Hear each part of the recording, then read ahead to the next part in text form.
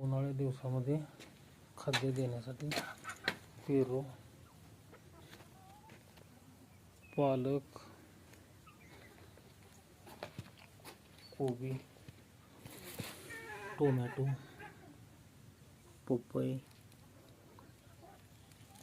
असे दिलं पाहिजे खाद्य उन्हाळ्यामध्ये, जेणेकरून टेम्परेचर कोंबडीमधील मेंटेन राहील. पपईनं उष्णता कमी होती कोंबडीची आणि पालक त्यांना खूप आवडते. त्यामुळे असं कटिंग करून व्यवस्थित जर फीड दिलं आपण, कोंबड्यांची ग्रोथ अंड्यासाठी चांगली आहे.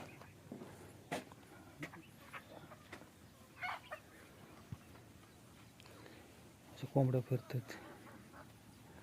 शेवगा आहे.